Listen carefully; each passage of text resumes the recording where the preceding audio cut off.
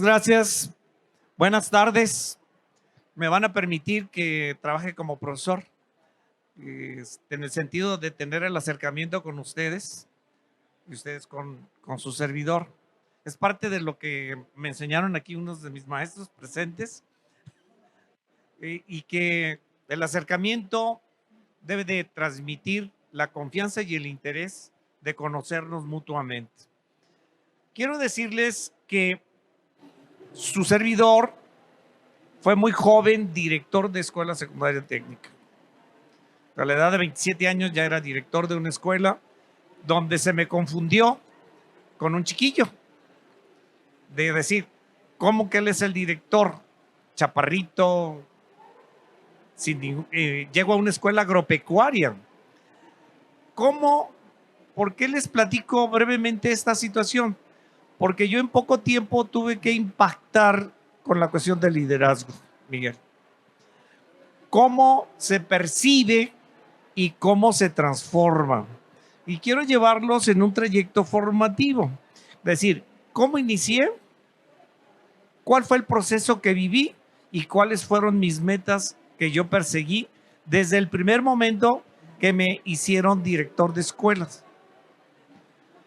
Surge de manera paralela algo que cuando tuve la oportunidad de ser director de educación de Jalisco, lo llevé a la práctica. Era centrar la transformación de la educación conociendo, escuchando a profesores, a directores, a supervisores y a las autoridades educativas.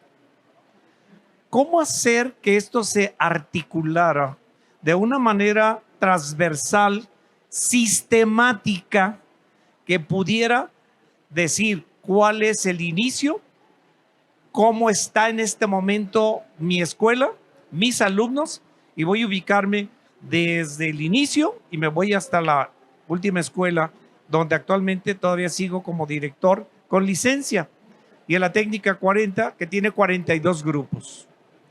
Y tenemos 130 docentes y tenemos una población de 1,500, 1,600 hasta 2,200 alumnos. Por lo tanto, ¿qué importancia tiene el liderazgo, la visión, la misión del director en cómo llevar a su comunidad educativa de una manera autónoma? Y ahí hago la referencia de la autonomía responsable y de la autonomía de la gestión. ¿Cómo hacer que esto funcione? Y voy a hablar de los 3 anillos interesantes que pueden articularse de manera conveniente. Es los alumnos, los padres y el personal de una escuela. Bien, ¿cómo inicio? Yo tengo que tener conocimiento total de mis alumnos, de mis padres y de mis compañeros. Y eso es el diagnóstico. Y empiezas por conocer a cada uno de tus docentes, pero desde el punto de vista del interés del otro, para establecer la primera palabra, empatía. Cuando tú te acercas a conocer a los compañeros, los conoces y llegas a interiorizarte en su saber, qué hacer, cómo hacer, cuándo hacer y qué recursos vas a utilizar. Bien, esto te establece un acercamiento que el director, insisto, estoy hablando de liderazgo para la construcción y transformación de una comunidad educativa en y para la vida actualmente. Bueno, si yo empiezo con ese diagnóstico, empiezo a conocer a los alumnos. Ese es otro proceso. Conozco a los padres de familia, pero ¿cómo hago para interiorizarme con cada uno de estos actores? Entonces, idealizamos en el diagnóstico únicamente de conocer, ¿sí? Se trabaja con la comunidad de servicios educativos complementarios, el prefecto, el orientador, el psicólogo, el médico escolar, los recursos humanos con que cuenta la escuela. No es que todos tengan esto, sino con los que tengo, ¿qué voy a hacer? Para que estos maestros, estos compañeros del centro de trabajo tengan acercamiento con los alumnos, porque ellos son la imagen que tienen para los padres de familia. Entonces empiezo con otra palabra que se llama comunicación. La comunicación juega un papel sobre importante de cómo hacerlo y empiezo a construir términos de comunicación, normas de comunicación, políticas educativas. ¡Wow! Pero también las escribo y doy seguimiento a documentos de trabajo y empiezo a hacer perfiles de cómo hago mi propia escuela con toda la normatividad. Algunos pudieran saber cuál es la cantidad de normas que maneja un director de normas educativas. Fácil, menos de 200. Y que las debes de saber y interpretar y utilizar y hacerlas vivir. Y luego todas esas normas, ¿cómo las vas a hacer para que todos los ciudadanos, los alumnos y los compañeros las vivan? Las hagan propias. Estoy hablando únicamente de el diagnóstico, la parte inicial, dónde estoy, cómo voy a trabajar con esa información, que es el proceso, es el trayecto, y voy a establecer metas para hacerlas realidad. ¿Cómo voy a cortar esas metas de corto plazo, mediano plazo y largo plazo? En una escuela secundaria técnica son bien sencillo. 1 año, meta corta. 2 años, meta intermedia. 3 años, la meta final. Y hago que se pueda evaluar en periodos escolares todo el proceso. Y no se permite que ninguno de los procesos de corto, mediano y largo plazo lleguen a un producto donde el alumno sea reprobado, sea un desertor o no tenga cavidad ni en la sociedad. Caray, entonces vamos entendiendo el inicio, el proceso y el final. ¿Qué quiero hacer? Para esto insistí que voy a conocer a los alumnos y voy a conocer a los papás y empecé con el personal docente. Sea nuevo yo en una escuela o el docente sea nuevo en la escuela, que son los dos momentos. Yo puedo llegar como director a una escuela y ¿qué es lo que voy a hacer? Y tengo que buscar que yo esté incluido en su comunidad, no que ellos se incluyan en mi comunidad. Entonces, buscar la empatía, la tolerancia y el respeto se convierten en instrumentos de comunicación propositivos. ¿Qué diferencia hay de positivos con propositivos? Bien sencillo. El que tiene en su mente un proyecto propositivo ya tiene eso que dije, proyecto. ¿Qué cosas voy a hacer en ese proyecto? Y surgen de ideas que luego las voy a plasmar para escribirlas. Y dice así, las reglas del poder. Planeo, organizo, delego, evalúo y viene la reingeniería, la mejora. Yo les dije que en esta experiencia de liderazgo, el producto que yo voy a obtener es llegar a una meta de fin de ciclo de educación secundaria del 98 o 99% de eficiencia terminal. ¿Cómo lo voy a lograr? Pues estos son en los procesos es lo que es interesante intervenir. Después les voy a hablar de los procesos de un ciclo escolar, que es otra cosa. Y lo divido en este momento, en 3 momentos. ¿Se acuerdan que son los 3 momentos de evaluación para secundaria? Primer momento, segundo momento, tercer momento. Y antes le decíamos primer periodo, segundo periodo, tercer periodo. Y luego la evaluación final. Bueno, después trabajaremos la regla del poder, se llama evaluación. ¿De acuerdo? Y cómo la autonomía responsable ya lo aplicamos si yo llevo un liderazgo eficaz, eficiente, a través de un proyecto propositivo. Le voy a agregar otra palabra que se llama proactivo. Si ustedes empiezan a trabajar con un proyecto de proactividad y propositivo, empiezan a tener lo que se llama la tolerancia, la empatía, el respeto, la inclusión, no solamente de los alumnos, sino de nosotros como compañeros del centro de trabajo. El liderazgo del director, al ser que se acerque con los docentes y pueda participar como docente, le va a dar mucha autonomía y un liderazgo de respeto, porque también es maestro y no se le debe de olvidar. Entonces, transformar el liderazgo de un director administrativo a un director académico en ello, para poder hacer que este proceso de la transformación, de la evaluación en los alumnos, el trayecto cambie totalmente y lleva un proceso de tiempo. Ya les dije, metas de corto plazo, mediano plazo y largo plazo. Ante esta situación, nosotros dijimos que viene la reingeniería, es la R.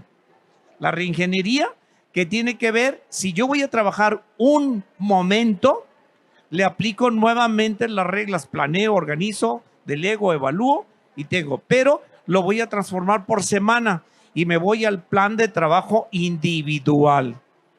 O sea, cada maestro debe de estar transformando su práctica educativa lo más corto posible.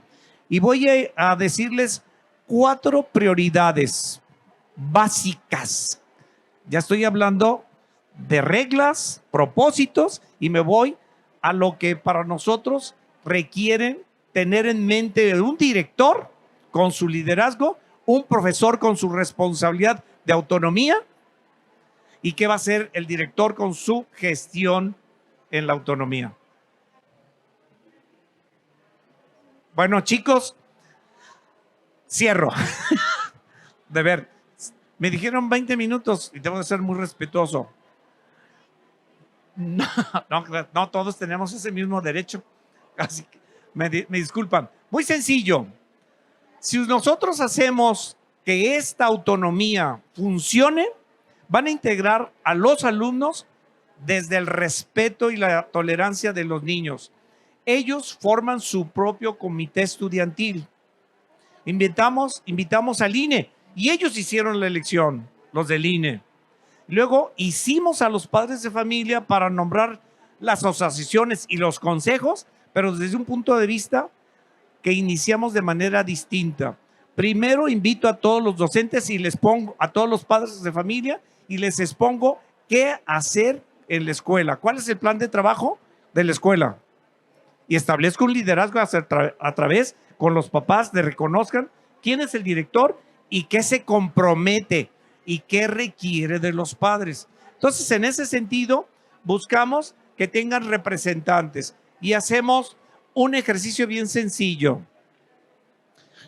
Yo soy el rey, tú eres la reina y ella es la súbdita. Entonces, los súbditos, que son los niños, resultan que mandan al rey y a la reina. Y se ve, pero efectivo. Lo que pide el súbdito, inmediatamente el papá saca todo para dárselo. Cuando invertimos el papel donde el rey y la reina hace que el súbdito cumpla con las normas que le exige al niño, que son los derechos y obligaciones de los niños en la educación. Entonces, hago todo un proceso. Por eso les dije que si hacemos nosotros algo muy cotidiano y lo aplicamos, se transforma la educación. Pero la primera prioridad, atender el rezago educativo. Segunda prioridad, evitar la deserción. Tercera prioridad, mejorar los aprovechamientos escolares. Cuarta prioridad, establecer las normas de convivencia de tu escuela, sin lastimar, sin lesionar ninguna ley. Quinta, la última, decidamos como comunidad las nuevas normas para el trabajo. Gracias. Muchas gracias.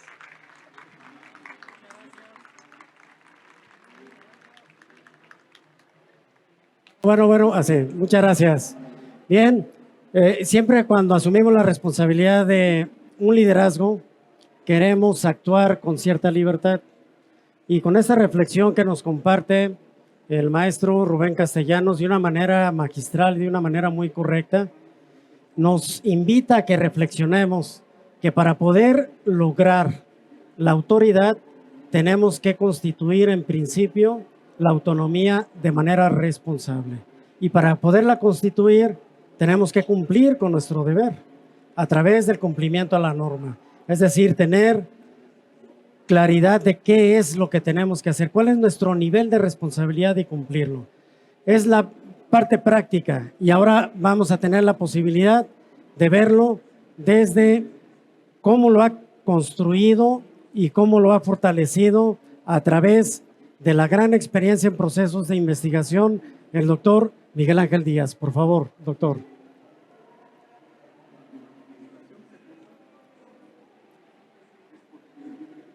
¿Cómo están? Buenas tardes.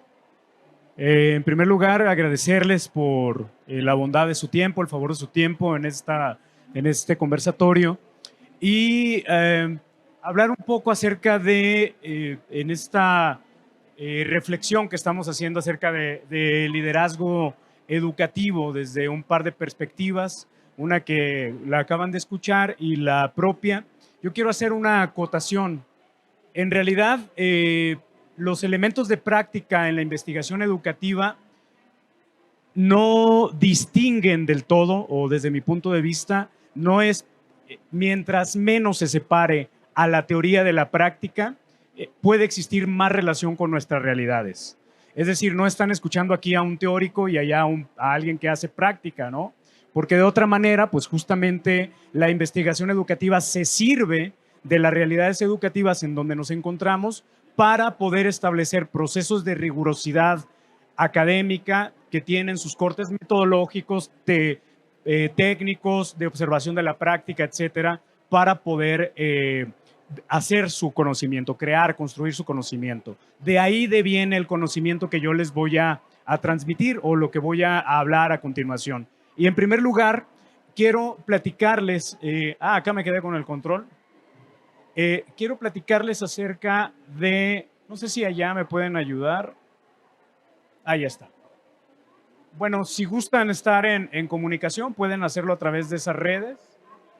Me gustaría, en primer lugar, agradecer a todos los que se encuentran aquí, porque hay entre ellos y entre ellas, pues muchos de los directores y las directoras que han sido incluso parte de las investigaciones cuyos resultados voy a mostrar.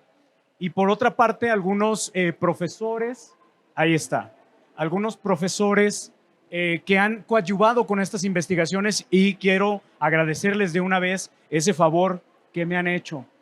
Son algunas... vaya, qué difícil. Bueno, ya voy a quitar la presentación y mejor trabajar así, ¿no? Ahí está. Bueno, abordar acerca de qué es el liderazgo educativo. Me gustaría entrar en esta parte. Por liderazgo educativo, estamos entendiendo un área de investigación y de la práctica que está enfocada a conocer 3 puntos esenciales. Primero, cómo se toman las decisiones en el ámbito educativo.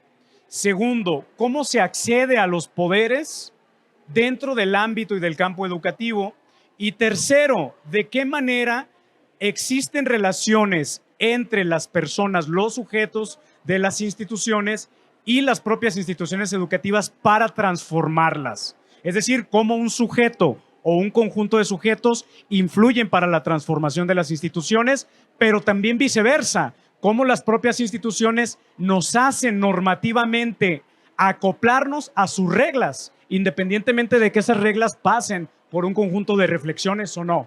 Eso estudia el liderazgo educativo, es decir, ese conjunto de normas que a veces se nos imponen, se nos traen a través de políticas, a través de diferentes posiciones de la administración educativa, pues también las estudia el liderazgo educativo. En ese sentido, el liderazgo educativo es un campo híbrido, es un área de investigación híbrida que mezcla las ciencias políticas, a la psicología social, a la educación per se y a la pedagogía, a la administración, entre otras. Eso tiene un conjunto de desafíos y podemos continuar. Si alguien me ayuda ahí con la presentación, por favor. Un conjunto de desafíos que es y cómo analizar y desde qué perspectivas a quienes toman decisiones en educación, pero también quiénes son esos que toman decisiones en educación.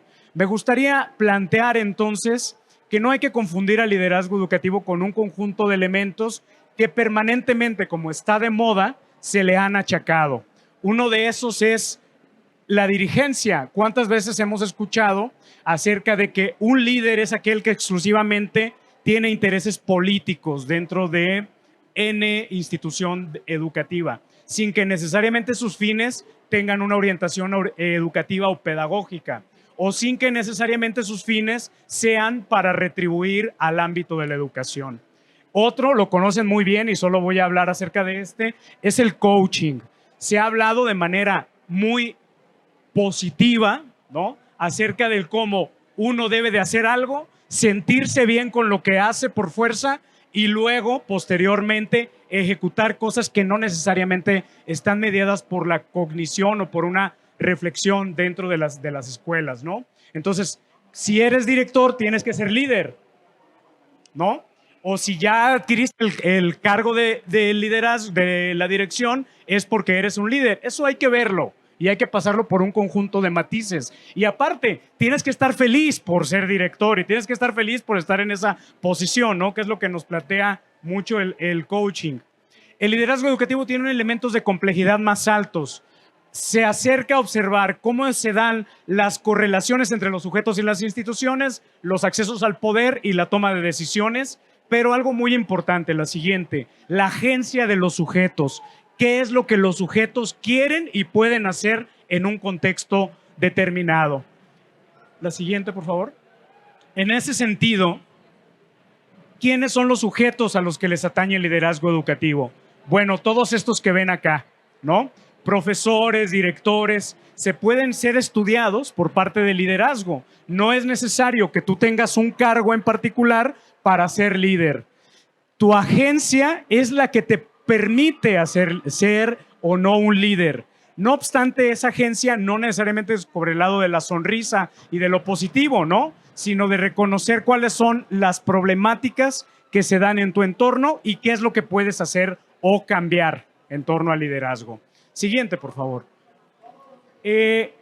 Entonces, ¿cómo interactúan las perspectivas de liderazgo educativo? Hay un conjunto allá de teorías, pero de teorías aplicadas sobre el propio liderazgo. Estas son algunas, pero a mí me gustaría enfocarme en el liderazgo relacional, que es una perspectiva de investigación y de práctica sobre liderazgo que aborda los elementos de esta relación problemática, dialéctica, entre yo, sujeto de la educación, y la institución en donde me desenvuelvo, y el contexto social problemático que trae per se un conjunto de elementos que me predeterminan.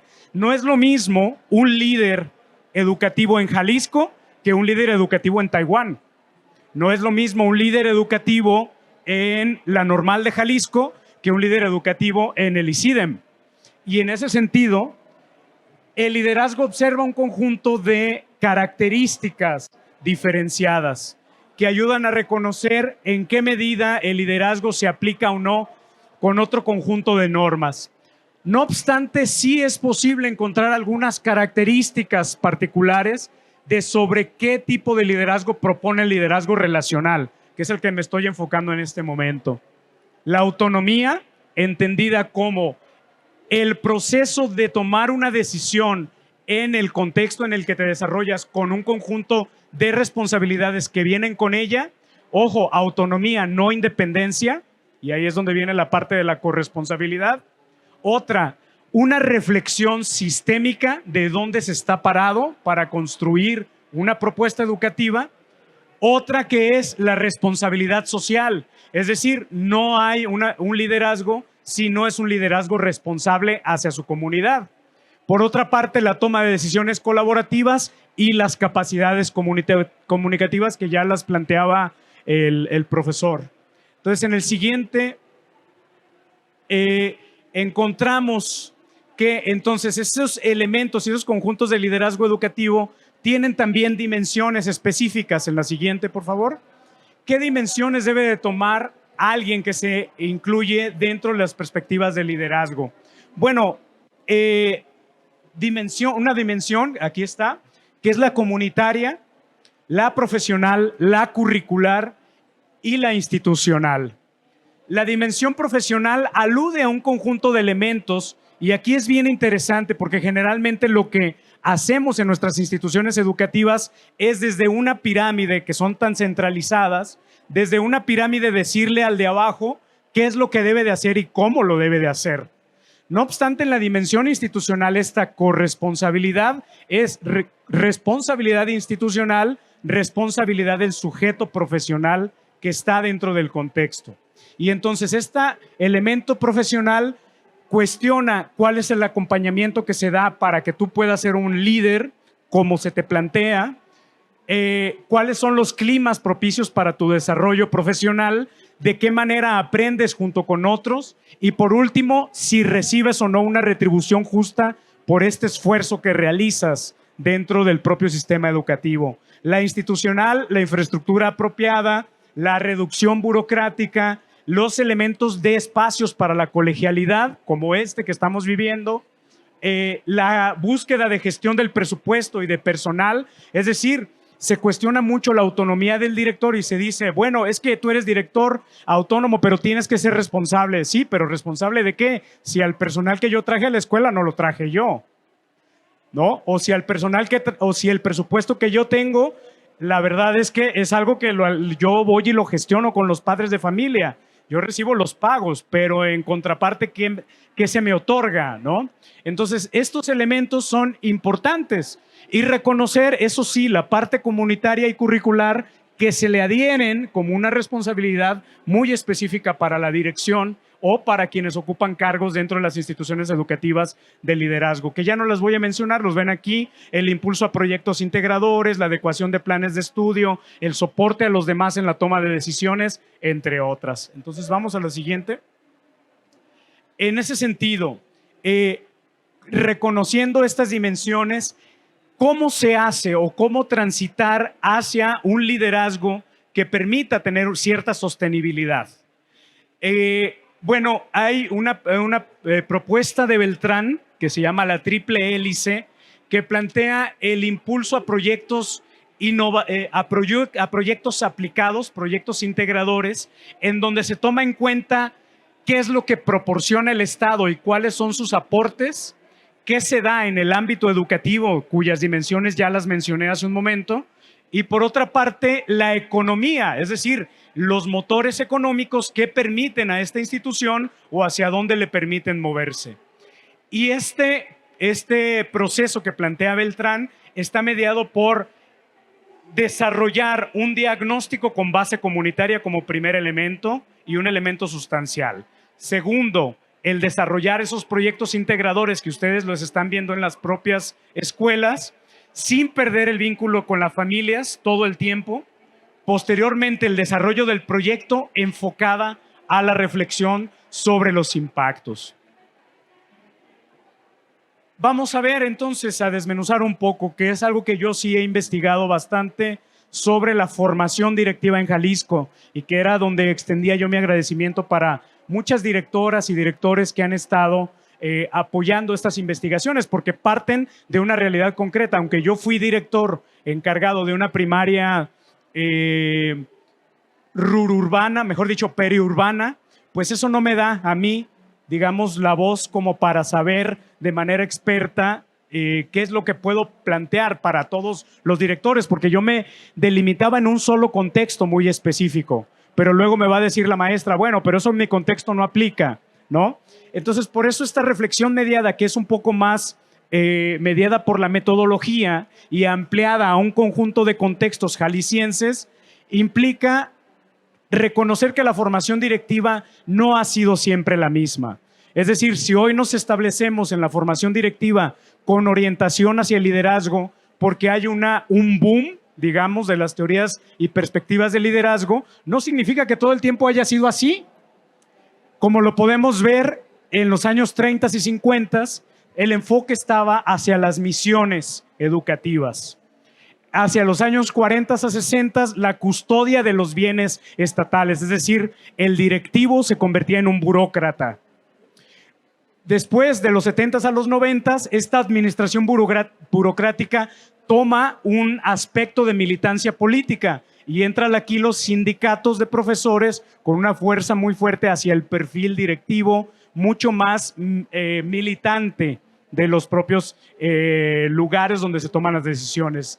Y bueno, al final, el enfoque en la transformación comunitaria, que es lo que se está propugnando, sobre todo en las perspectivas que yo actualmente vengo a platicarles al respecto. Pero eso no quiere decir que desde las instancias institucionales se esté promoviendo ese liderazgo. Me parece que más bien hay un choque, una dialéctica entre un liderazgo normativo y un liderazgo con base social y comunitaria, ¿no? La siguiente, por favor. Y ya para ir cerrando. Uno antes, ahí. Algunos puntos a tomar en cuenta entonces con base en esta intervención. Punto número 1, efectivamente las escuelas se sirven y se favorecen de directores bien formados, con una formación específica con base en el liderazgo educativo de corte comunitario, yo diría de corte relacional.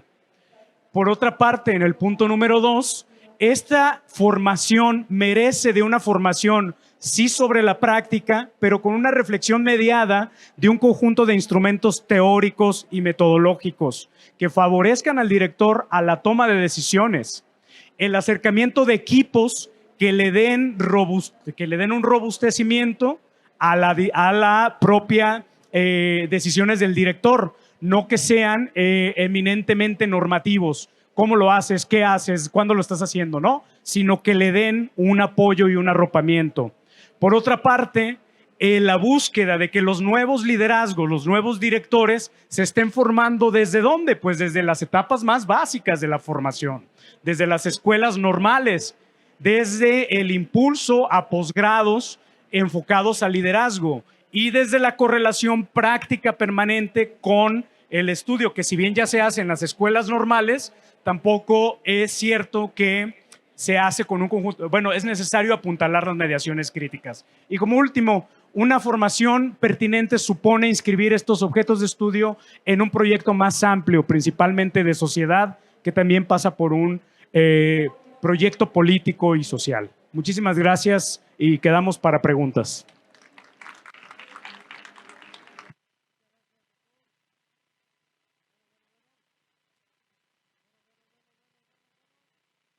Bueno, ya. Gracias. Gracias. Pregunto al técnico si hay todavía oportunidad de alguna pregunta. ¿Hay posibilidad de pregunta? Hay tiempo para 2 preguntas. A ver quién, por favor, si es tan amable, si se presenta, dice su nombre y plantea su nombre. Por favor, maestra Karina.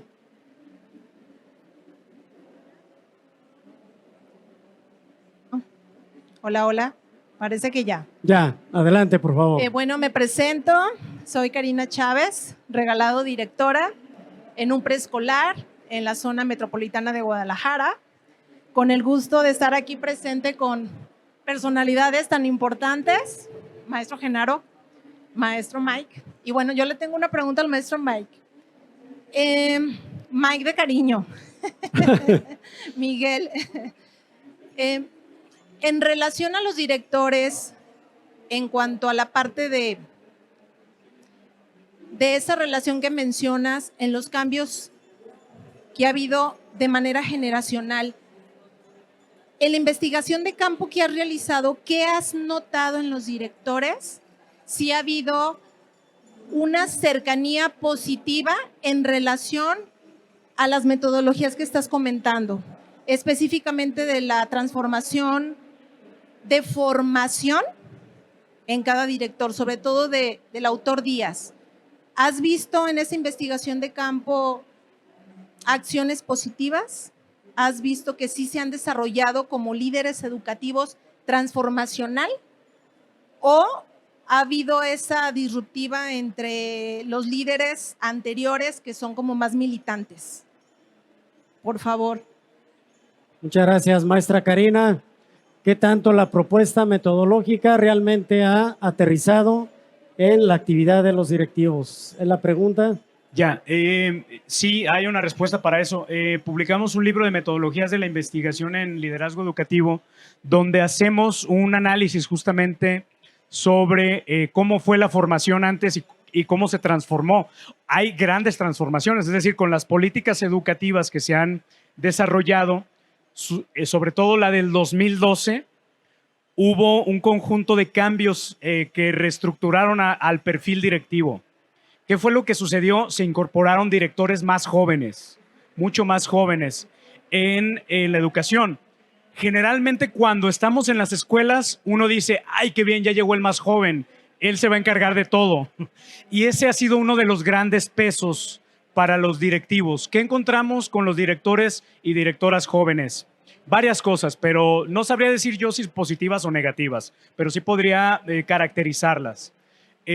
Varias cosas, entre ellas, decir que, por ejemplo, los jóvenes llegaban con gran conocimiento sobre la normatividad, sobre distintas metodologías para aplicar, pero con mucha menor legitimidad por parte del cuerpo docente, con mucho menor apoyo y principalmente esto mucho más evidenciado en mujeres directoras, sobre todo en secundaria de manera superlativa, en primaria de manera media y en preescolar, bueno, que se naturalizaba más esta cuestión, pero el hecho de la juventud jugaba un rol muy importante.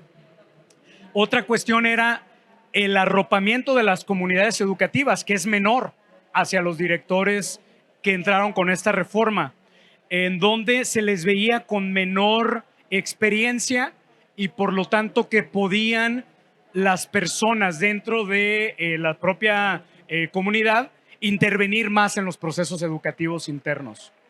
Entonces esa es la, digamos, con la reforma del 2012 hubo un gran cambio orientado hacia esos elementos. Ahora hay otro cambio, ¿no? Vamos a ver cómo se están reconfigurando. Ya tenemos investigaciones que se han desarrollado al respecto y una se va a publicar muy próximamente. Les dejo saber si siguen las redes de Interlíder y ahí les dejo saber cuáles son las nuevas resultados. Allá, no sé. El doctor Miguel Ángel ya dejó ahí las redes y no tenemos tiempo ya para más preguntas. Ofrecemos una disculpa. Está siendo grabado el documental y es difícil de que podamos seguir. Ofrecemos una disculpa. ¿Una más? Adelante, por favor. Gracias. Muchas gracias. Muchas gracias para el maestro Rubén. ¿Cuál es el futuro de la educación secundaria técnica en Jalisco? Sin él, yo creo.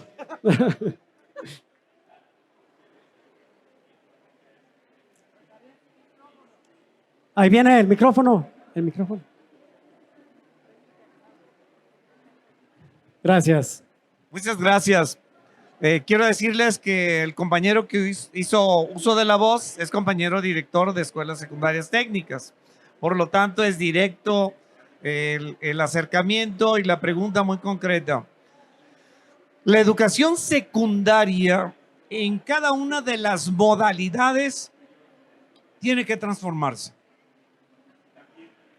Y vamos a hacer una sola educación secundaria. Pero cada una de las escuelas con la autonomía, con el liderazgo y con responsabilidad le pondrá su sello. Esto es lo importante que tiene que ver ahora con el liderazgo. ¿Qué tanto vas a poder tú como director adaptar toda esa normatividad para que los profesores no los tensiones, los directores no estén herméticos, cerrados, sino todo lo contrario? Una propuesta de calidad que dice puertas abiertas y sin etiquetas. Si somos capaces de entender esto, podríamos trabajar otro acróstico, las vitaminas P3. ¿Qué se requiere en todos los trabajadores de la educación? Ser puntuales, permanecer en el interior de sus centros de trabajo hablando de su grupo. Y luego, la participación. Que todo el docente tenga la oportunidad de ser escuchado, No. pero también que cumpla con otras dos palabras que requiere: orden y disciplina. El futuro está en nuestras manos. No importa que sea técnica. Todos somos educadores.